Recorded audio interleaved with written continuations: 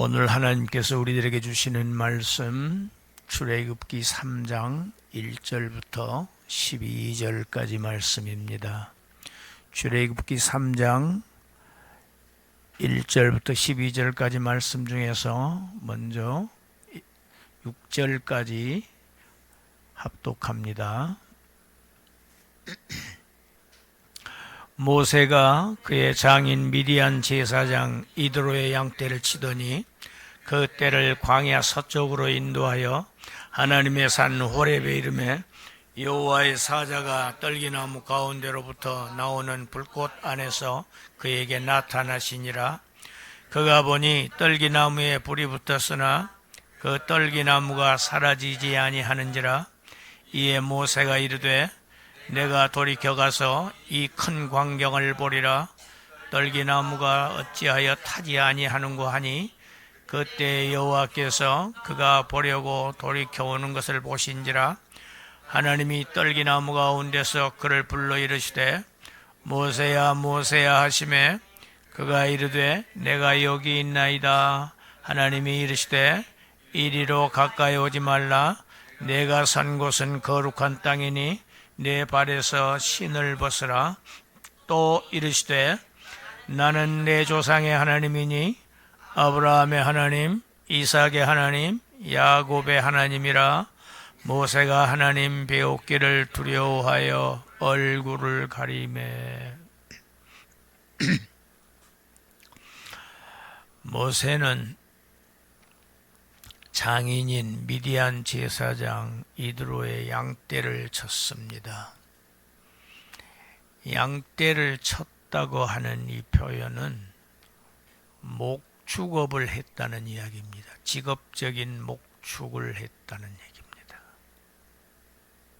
사도행전 7장에서 말한 것처럼 모세는 40년 동안을 장인의 양떼를 치고 살았습니다. 긴 세월 동안 양치기로 살았습니다. 그대로 살면 상당 부분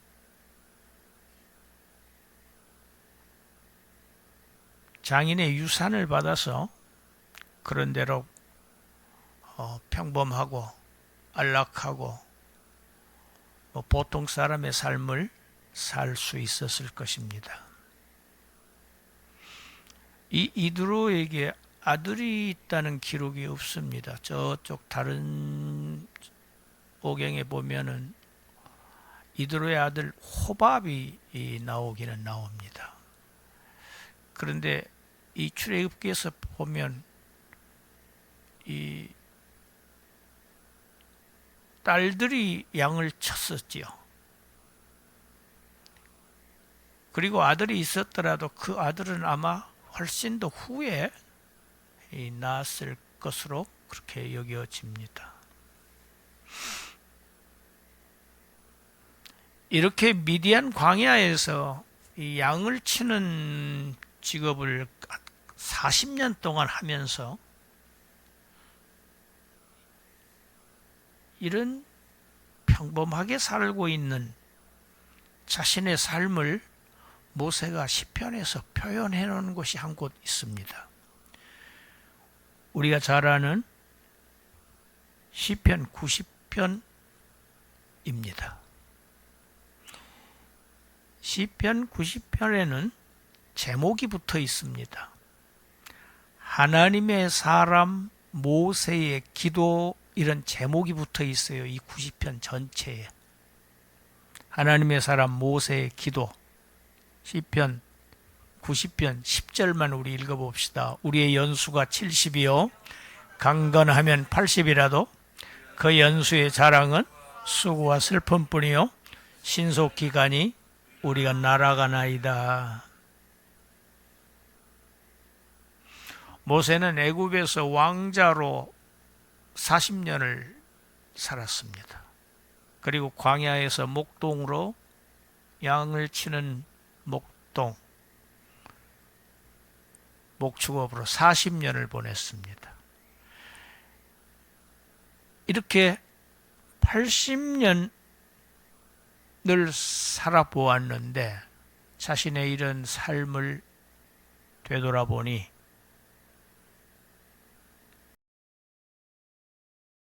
없는 수고와 슬픔뿐인 그러한 삶이었다고 고백을 하고 있는 것입니다. 그러나 하나님께서는 모세로 하여금 이렇게 내세울 것 하나 없는 이런 평범한 생애로 그의 일생을 마치도록 버려두시지 않으셨습니다. 하나님의 사람, 하나님의 사역자로 쓰시려고 지금 그에게 나타나십니다. 사업의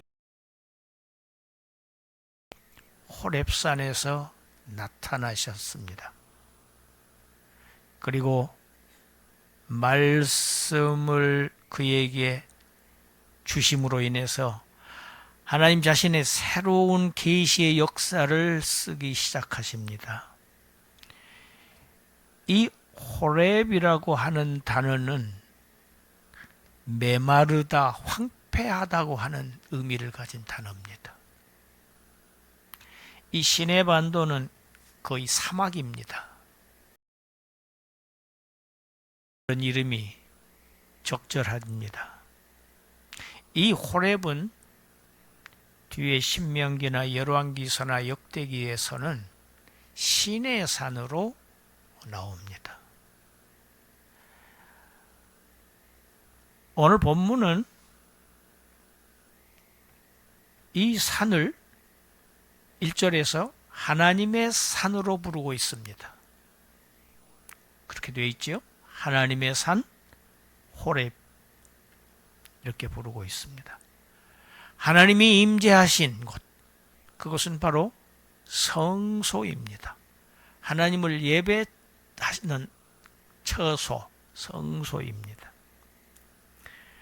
여호와의 사자가 떨기나무 불꽃 가운데서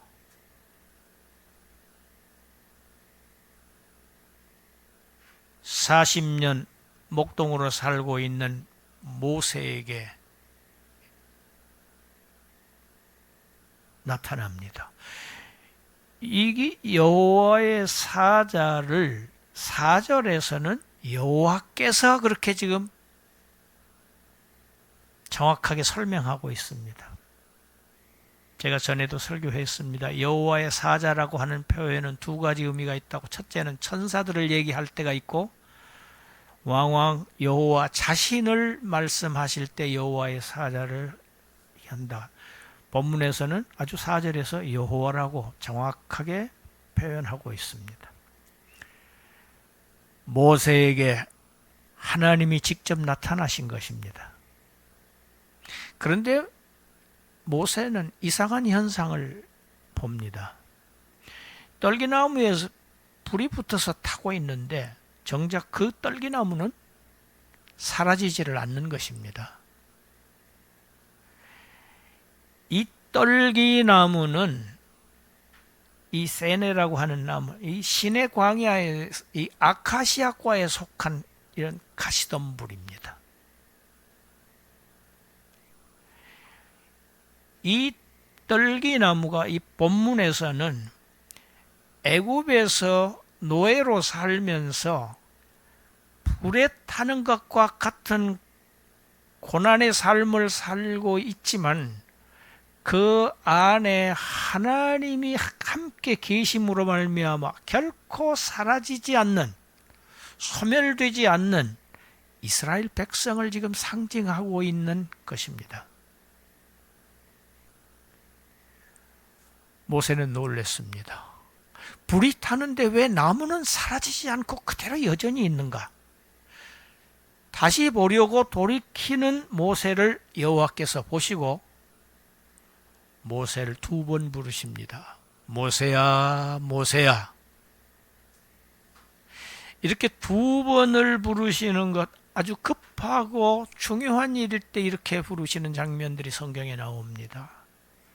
우리가 창세기에서 모리아 산에서 아브라함이 아들 이삭을 죽이려고 손에 칼을 잡고 높이 번쩍 들었을 때 하나님께서 아브라함아 아브라함아 하고 연거푸 2번을 부르신 일이 있습니다.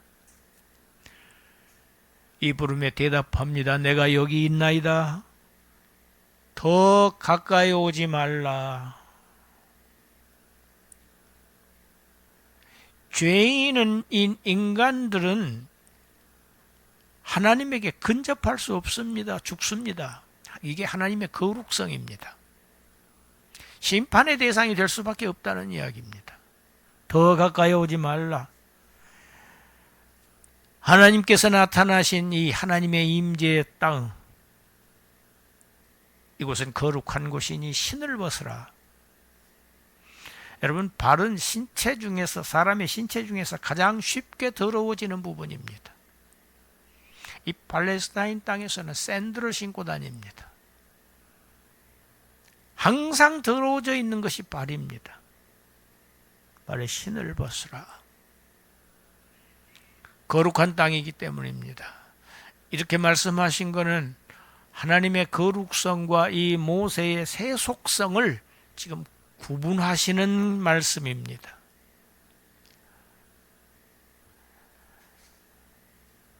하나님은 지금까지 이 세상에서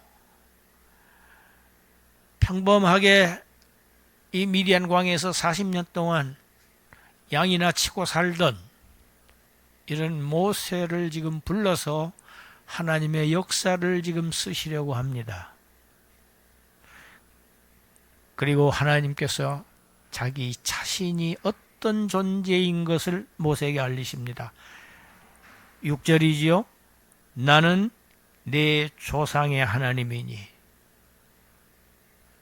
아브라함의 하나님, 이삭의 하나님, 야곱의 하나님이니라. 나는 내 조상의 하나님이라고 하는 뜻은 나는 내 조상들이 섬겼던 바로 그 하나님이란 뜻입니다.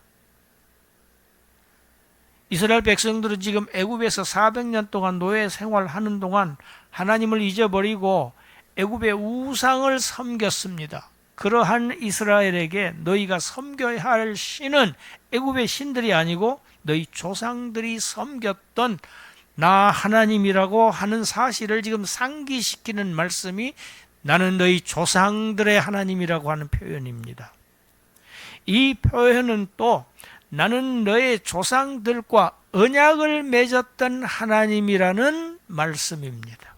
하나님은 아브라함에게 언약하셨습니다. 그 언약을 이삭에게 또 야곱에게 계승시키셨습니다. 이스라엘은 지금 400년 동안 애굽에서 살면서 이 하나님이 자기의 조상들에게 하신 이 언약을 잊어버렸거나 아니면 희미하게 지워져 버려 있는 그러한 상태입니다. 이제 하나님은 그 약속을 그들에게 다시 한번 상기시키고 이제 그 약속을 이룰 때가 되었다는 사실을 모세에게 알리시는 표현이 나는 아브라함의 하나님이다. 내 조상의 하나님이다. 아브라함의 하나님, 이삭의 하나님, 야곱의 하나님이라는 그 자신을 지금 알리시는 겁니다. 우리 7절부터 12절 나머지 본문 같이 읽습니다. 여호와께서 이르시되 내가 애굽에 있는 내 백성의 고통을 분명히 보고 그들이 그들의 감독자로 말미암아 부르짖음을 듣고 그 근심을 알고 내가 내려가서 그들을 애굽인의 손에서 건져내고 그들을 그 땅에서 인도하여 아름답고 광대한 땅, 젖과 꿀이 흐르는 땅, 곧 가나안 족속, 헷 족속, 아모리 족속, 브리스 족속, 히위 족속, 여부스 족속의 지방에 데려가려 하노라. 이제 가라. 이스라엘 자손의 부르짖음이 내게 달하고 애굽 사람이 그들을 괴롭히는 학대도 내가 보았으니 이제 내가 너를 바로에게 보내어 너에게 내 백성 이스라엘 자손을 애굽에서 인도하여 내게 하리라. 모세가 하나님께 아뢰되 내가 누구이기에 바로에게 가며 이스라엘 자손을 애굽에서 인도하여 내리이까? 하나님이 이르시되 내가 반드시 너와 함께 있으리라. 내가 그 백성을 애굽에서 인도하여 낸 후에 너희가 이 산에서 하나님을 섬기리니 이것이 내가 너를 보낸 증거니라.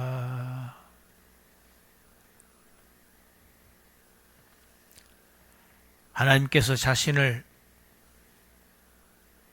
나는 너희의 조상 아브라함의 하나님, 이삭의 하나님, 야곱의 하나님이다 하고 자신을 알리시자 하나님이 어떤 분이신지를 알게 된 하나님의 거룩하신 하나님, 거룩성을 이해한 이 모세, 재빨리 자신의 얼굴을 가립니다. 자신은 이 거룩하신 하나님을 볼 수 없는 존재라고 하는 것을 지금 깨달은 것입니다. 모든 인간은 하나님을 볼 수 없는 존재들입니다. 거룩하신 하나님 앞에 설 수 없는 자들입니다. 그런 하나님께서 지금 모세에게 나타나셨어요. 그리고 모세에게 자신을 알리시자 모세는 자기 자신이 어떤 존재인지를 깨닫습니다. 그 모세에게 여호와 하나님께서 말씀하십니다. 내가 애굽에 있는 내 백성의 고통을 분명히 보고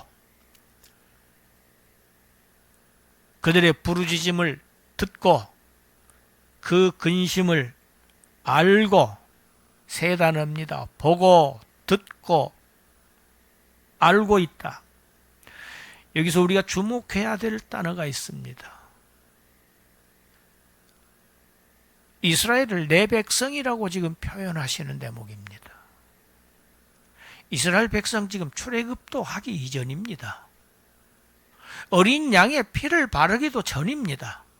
그런데 벌써 하나님은 이스라엘, 아브라함의 자손들, 이스라엘 자손들을 내 백성으로 말씀하고 계신다는 사실입니다. 하나님은 자기 백성의 고통과 부르짖음, 그 고난들을 보고 듣고 알고 그대로 두실 수가 없습니다. 왜? 자기 백성이기 때문입니다.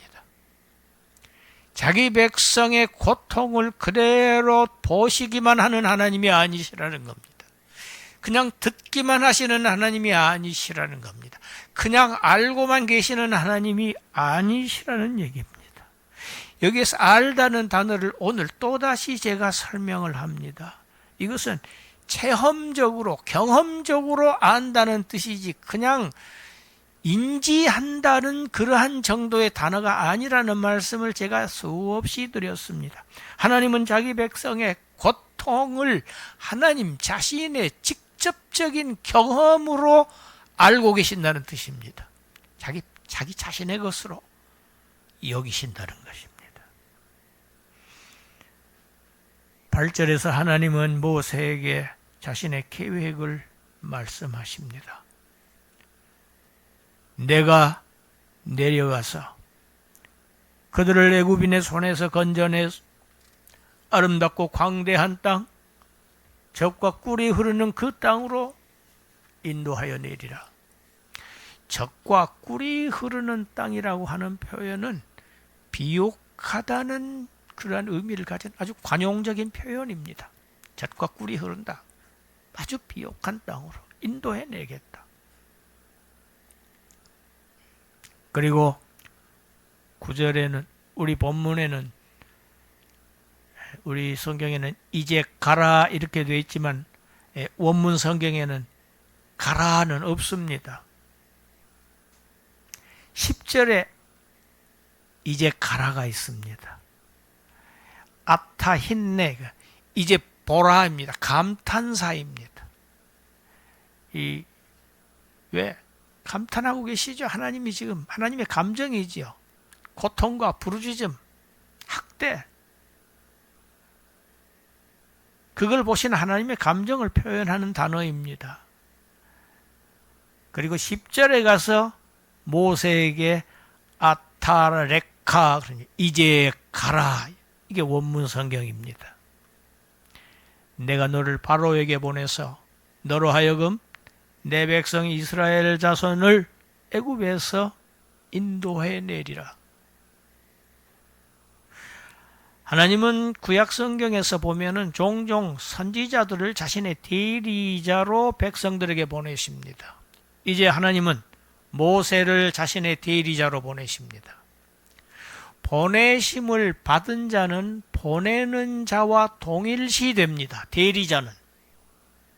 이제 모세는 하나님과 같은 위치로 여김을 받을 것입니다. 내가 너를 나의 대리자로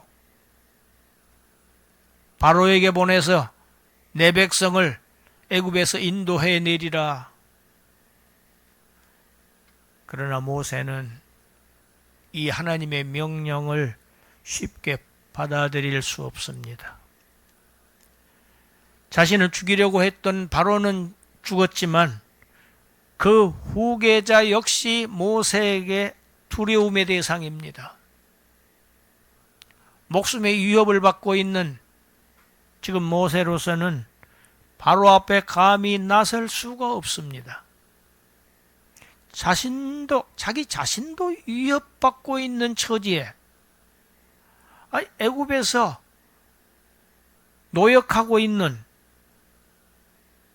민족 전체를 바로의 손에서 구출해낸다는 것, 이것이 어떻게 가능한 일인가? 그래서 모세 대답합니다. 내가 누구이기에 바로에게 갑니까? 하나님 저를 제대로 알고 계시기나 하신 겁니까? 지금 이런 이 항의성 불평입니다. 내가 누구에게, 내가 바로에게 가서 내 백성을 이끌어낸다는 말입니까? 애굽에서 바로는 신입니다. 신적 존재입니다. 내가 한때는 그 애굽의 바로의 왕궁에서 왕자로 지냈지만 그러나 지금은 광야를 떠도는 양치기에 불과합니다. 내가 어떻게 감히 바로 앞에 설 수 있겠습니까? 저는 백성을 인도해낼 자격이 없는 자입니다. 이걸 자기 입으로 스스로 하나님 앞에서 고백하고 있는 장면입니다. 우리가 잘 알다시피 모세가 한때는 아주 강한 민족의식 그리고 젊은 혈기를 가지고 동족을 구해낼 무슨 일이든지 하려고 했던 그러한 시절이 있었습니다. 그러나 40년 양치기로 목동 세월을 보낸 지금의 모세는 동족을 위한 열망 같은 것 다 사라졌고 이제 단지 한 양치기에 불과합니다.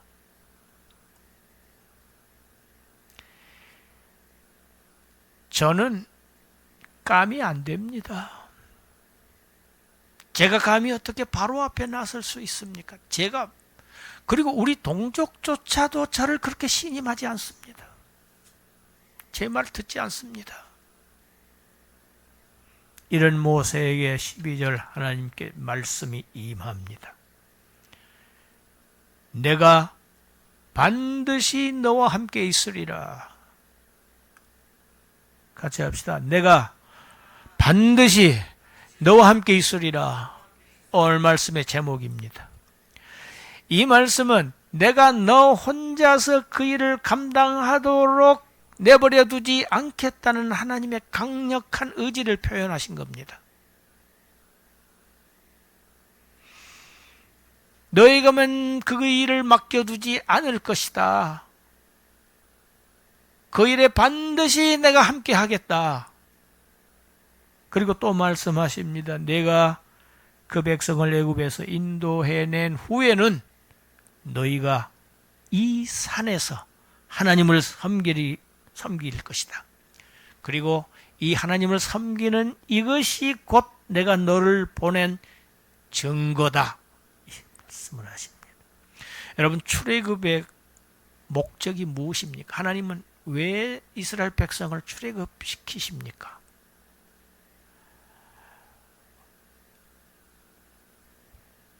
가나안 땅을 차지하게 하시려고. 그렇습니다.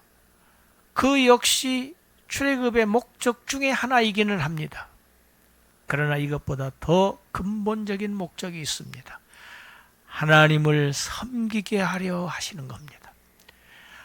하나님을 섬기는 것, 예배가 곧 출애굽의 궁극적인 목적입니다. 하나님은 언약을 맺을 때, 자기 백성과 언약을 맺을 때 항상 그 언약을 기억하게 하시는 증거들을 두셨습니다. 표징을 두셨지요. 그 증거들을, 언약을 생각나게 하는 증거들을 늘 볼 수 있게 하셨어요. 노아 언약에는 무엇이었습니까? 무지개였습니다. 아브라함 언약 때는 신체의 그 증거를 주셨지요. 할례였습니다. 자, 이스라엘 백성 하나님을 예배하면서 무엇을 기억할까요? 하나님께서 자신들을 출애굽시킨 출애굽의 구원을 기억하게 하시는 겁니다. 오늘 말씀 중에서 우리가 주목해야 될 부분이 있습니다.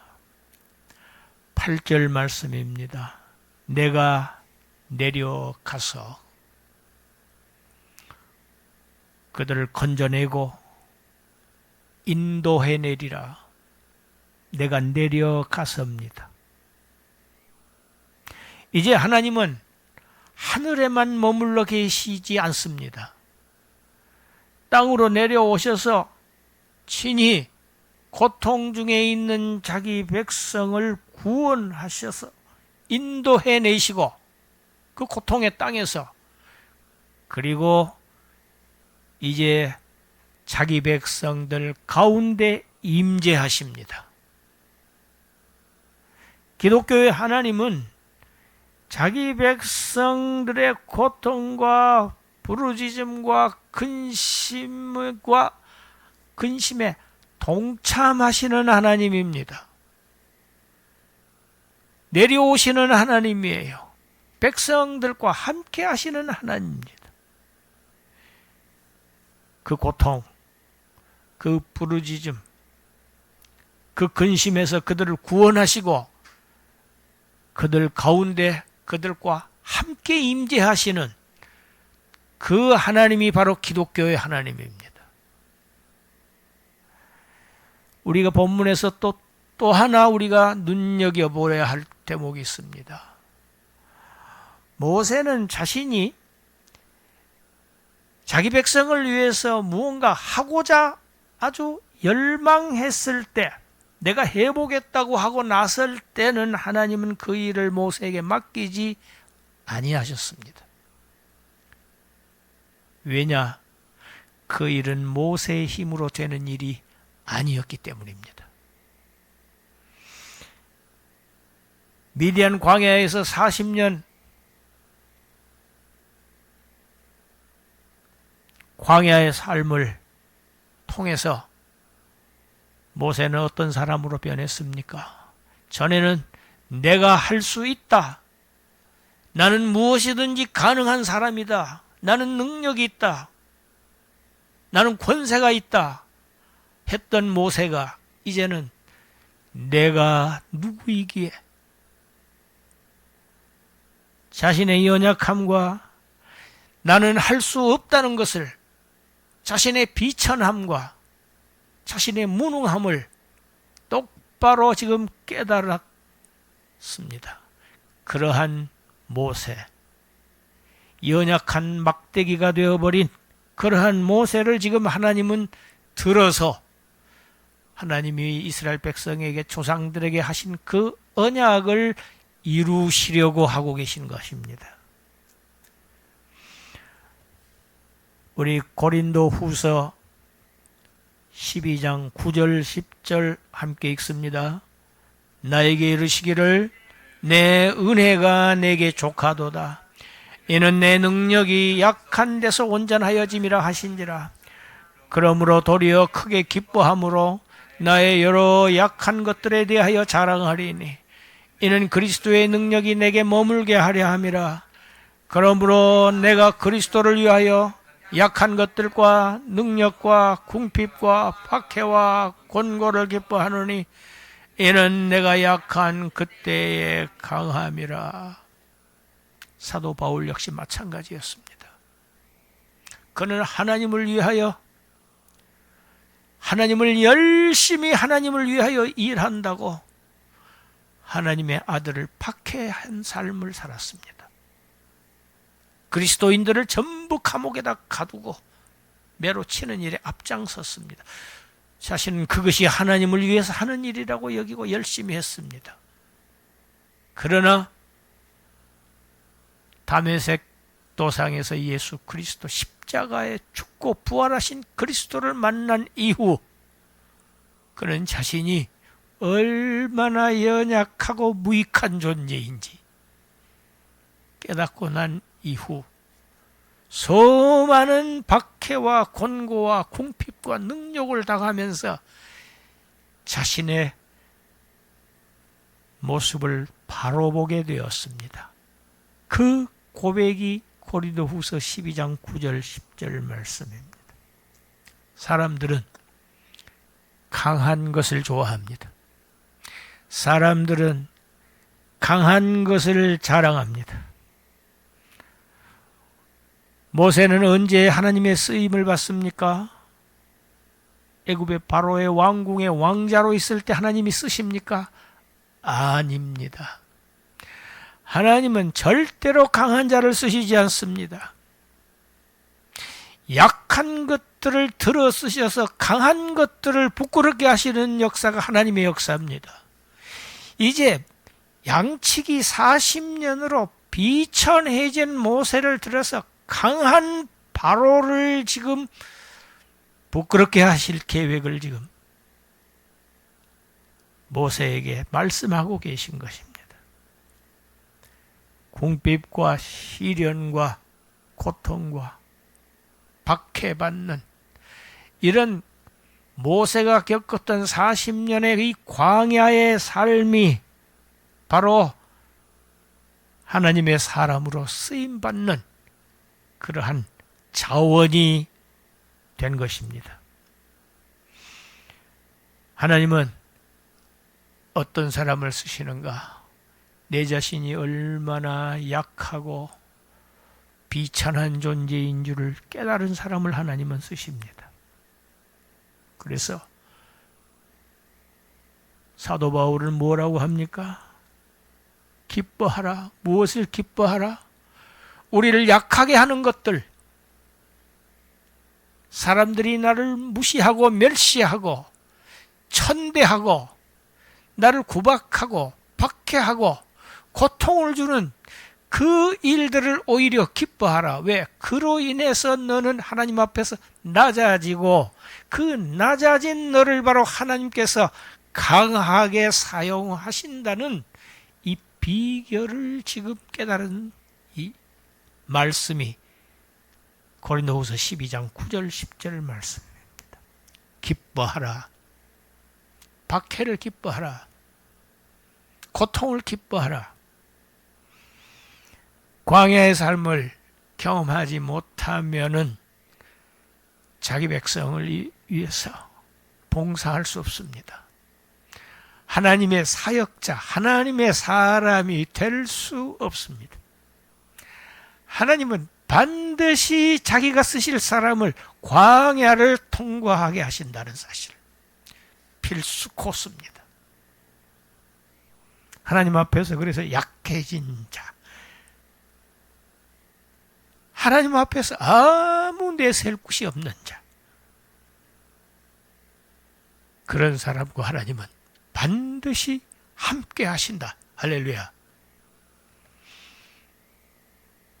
하나님은 그 사람을 강하게 하셔서 세상에서 강한 것들, 있는 것들, 없는 것들을 택하셔서 있는 것들을 부끄럽게 하시고 천한 것들을 들어서 존귀한 자들을 부끄럽게 하시는 하나님.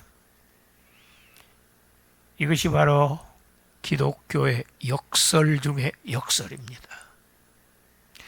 기독교는 그야말로 역설의 종교입니다. 십자가가 역설이고 부활이 역설입니다. 저와 여러분의 구원 이 자체가 하나님의 역설입니다. 내가 반드시 너와 함께 있으리라. 이 하나님의 약속은 단지 오늘 본문에서 모세 개인에게만 주신 약속이 아닙니다. 오늘 이 말씀을 읽고 듣고 믿는 우리 모든 하나님의 백성들에게 주시는 굳건한 사라지지 않는 약속의 말씀입니다.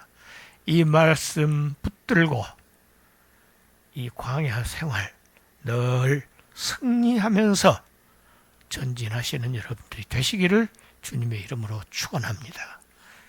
기도합니다. 하나님,